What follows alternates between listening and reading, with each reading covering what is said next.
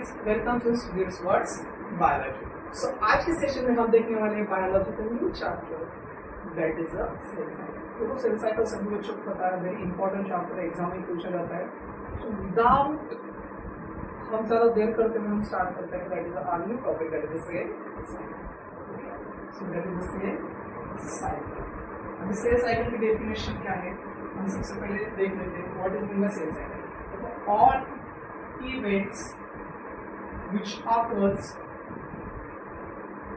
in life history of a cell, life history of a cell.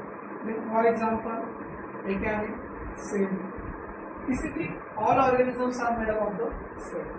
So each and every cells का एक life span होता है।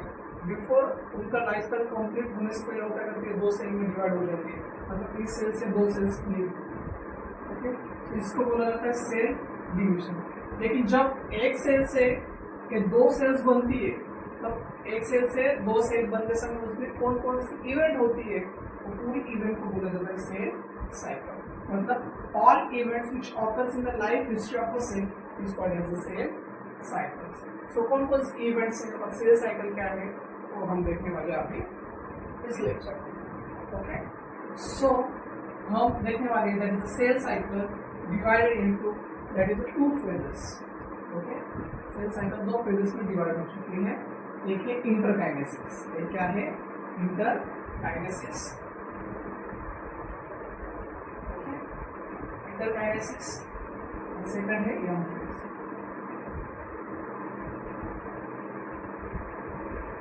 So what is meant by interkinesis? Okay, so interkinesis, that is interkinesis,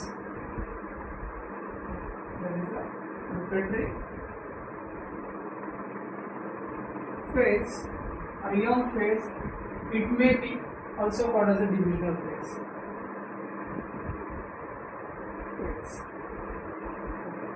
It is also called as a resting phase. Resting. So interkinesis में क्या होता है? It is preparatory phase, मतलब cell cycle के लिए जो जो मटेरियल बनाना है वो सभी इंटरकाइनेसिस में बोला जाता है। रेस्टिंग फेज बोला जाता है। क्यों? क्योंकि सेल खुद को यहाँ पर रेस्ट करती है और प्रिपेयर करती है कि आगे हमें क्या करना है सेल साइकिल। अब ये देखिए इंटरकाइनेसिस में तीन फेज में डिवाइड हो चुका है। एक है that is G1 phase, okay, second है S फेज और थर्ड है that is G2 phase. Okay, that is a G stand for gap phase, S stand for synthetic phase, and G2 stand for gap phase. Okay.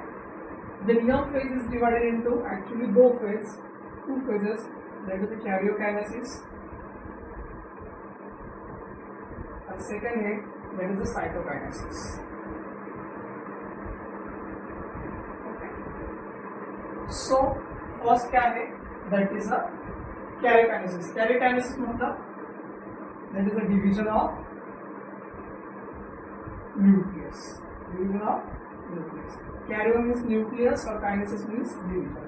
और cytokinesis मतलब division of cytoplasm. Division of cytoplasm. Okay, cyto means cytoplasm, kinesis means division. Cell cycle divided into two phases. First there is interkinesis. The second is a young phase. It is young stand for, it may be mitotic or meiosis. So interkinesis, it is also called as a preparatory phase, resting phase. Again interkinesis divided into G1 phase, S phase और G2 phase, gap-on phase, synthetic phase और S phase. Second है young phase. Young phase it is also called as a divisional phase. ये divide हो चुकी है दो phase में। That is karyokinesis, मतलब division of nucleus, और cytokinesis में division of cytoplasm। देखने वाले start interphase.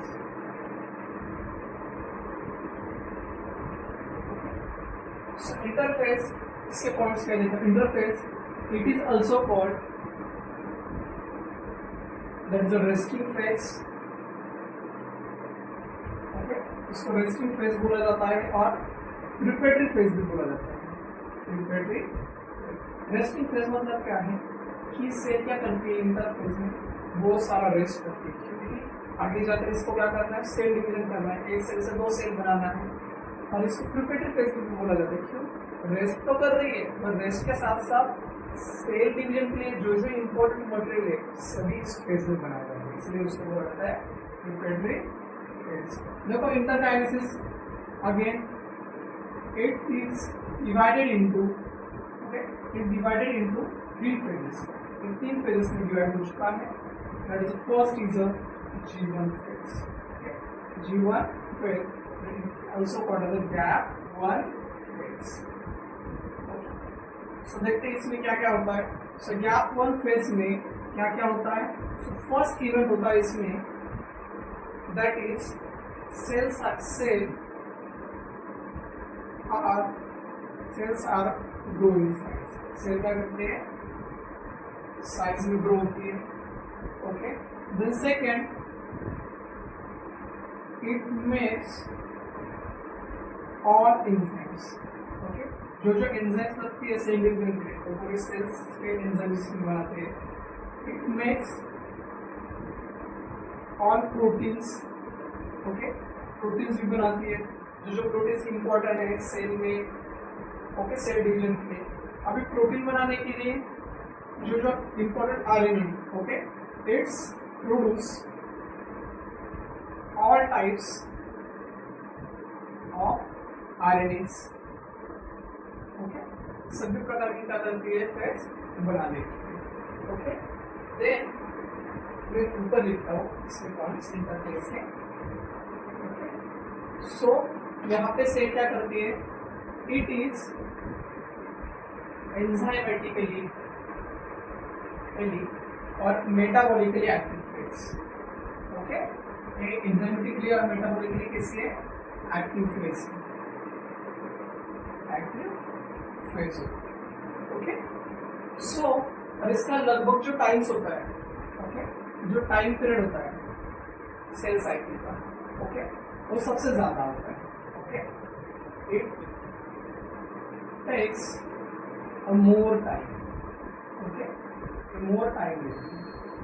Okay, for example जो सेल साइकिल होती है ह्यूमन सेल साइकिल, ओके, जो ह्यूमन की सेल साइकिल होती है, ह्यूमन सेल साइकिल, तो सेल साइकिल 24 आवर्स की होती है, 24 घंटे की होती है। तो उसमें से ज्यादा टाइम इसको लगता है, that is a G1 phase. Okay, अब इसमें फिर से 2 कंटेंट आ चुके हैं।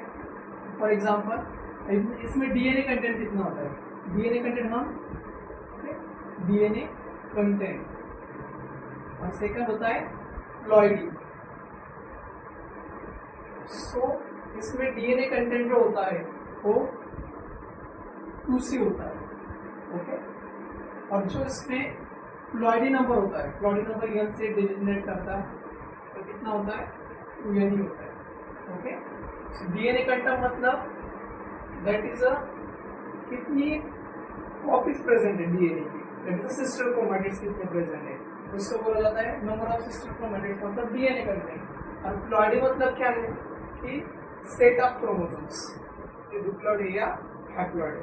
ओके, सो यहाँ तक क्या है, that is the G1 phase। Yes phase।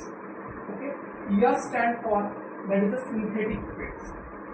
Okay, yes stand for that is synthetic phase. अभी सिंथेटिक फेज में क्या होता है, इसमें इंपॉर्टेंट है, that is a synthesis of DNA आता है। ओके, इसमें क्या होता है कि डीएनए का सिंथेसिस होता है। डीएनए का सिंथेसिस मतलब क्या होता है, सिंपली डीएनए का रेप्लिकेशन होता है। रेप्लिकेशन मतलब हमें क्या करना है, सेल डिवीजन करना है। सेल डिवीजन करना है मतलब दोनों सेल में इक्वल डीएनए जाना चाहिए, इसलिए डीएनए को हम ऑलरेडी क्या करते हैं, यहाँ पे डिवाइड करके रखते हैं। Okay, so already replication, all replicationary machineries, all replicationary machinery are active in this phase. Okay, इस phase में replication को जो जो machinery चाहिए वो सभी active होते हैं, जो proteins वो सभी active होते हैं। Then इसमें क्या होता है, centriole duplication also।